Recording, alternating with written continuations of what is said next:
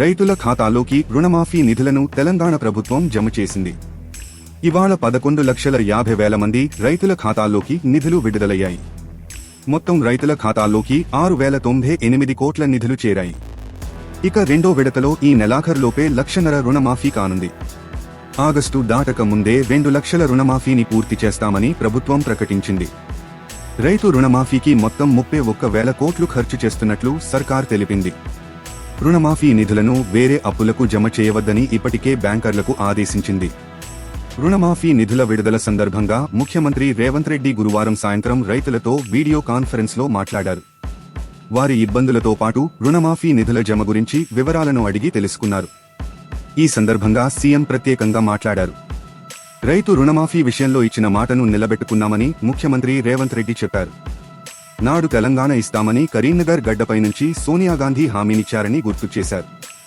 ఆ విధంగానే 2014లో తెలంగాణ రాష్ట్రాన్ని ఏర్పాటు చేశారని సీఎం రేవంత్ గుర్తు చేశారు.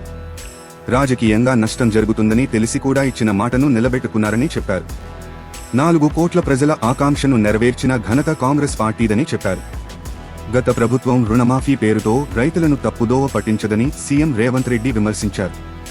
ఇచ్చిన హామీలను నిలబెట్టుకోవడంలో నాటి ప్రభుత్వం విఫలమైందన్నారు. పూర్తి స్థాయిలో రైతులకు రుణమాఫీ చేయకపోవడంతో అన్నదాతలు విశ్వాసం కోల్పోయారని వ్యాఖ్యానించారు. ఇలాంటి పరిస్థితుల్లో మే 6, 2022 నాడు కాంగ్రెస్ పార్టీ వరంగల్ వేదికగా రైతు డిక్లరేషన్ చేసిందని గుర్తు చేశారు. అధికారంలోకి రాగానే 2 లక్షల రుణమాఫీ చేస్తామని రాహుల్ గాంధీ చెప్పారని తెలిపారు. వీటితో పాటు తుక్కుగూడ సభలో సోనియాగాంధీ 6 గ్యారంటీలపై ప్రకటన చేశారని సీఎం రేవంత్ రెడ్డి గుర్తు చేశారు. ఇచ్చిన మాటకు కట్టుబడి తెలంగాణలో అధికారంలోకి వచ్చిన కాంగ్రెస్ పార్టీ రుణమాఫీ చేసేందుకు సిద్ధమైందని సీఎం రేవంత్ రెడ్డి తెలిపారు.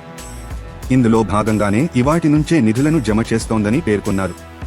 తొలి విడతలో భాగంగా 6,098 కోట్ల రూపాయలను జమ చేస్తున్నామని తెలిపారు.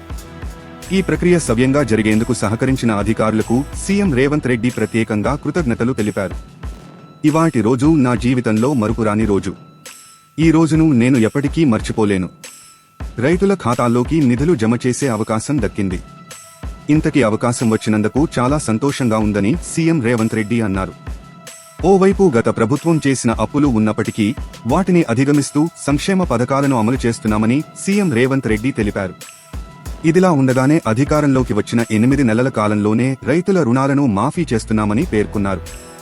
రైతుల కోసమే ఈ ప్రభుత్వమే పనిచేస్తుందని చెప్పారు. దేశానికే తెలంగాణ రాష్ట్రం మోడల్గా ఉంటుందన్నారు. కాంగ్రెస్ మాట ఇచ్చిందంటే అమలు చేసి తీరుతుందని స్పష్టం చేశారు. ఈ నెలాఖరులో వరంగల్ వేదికగా రైతుల తరపున కృతజ్ఞత సభను ఏర్పాటు చేస్తామని సీఎం రేవంత్ రెడ్డి ప్రకటించారు. ఈ సభకు రాహుల్ గాంధీని ఆహ్వానిస్తామని తెలిపారు.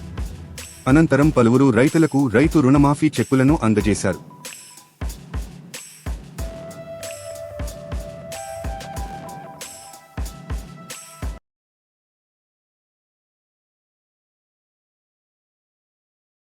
తాజా సమాచారం కోసం లైక్ చేయండి, సబ్స్క్రైబ్ చేయండి, నోటిఫికేషన్ల కోసం గంట సింబల్ ఆన్ చేసి పెట్టండి.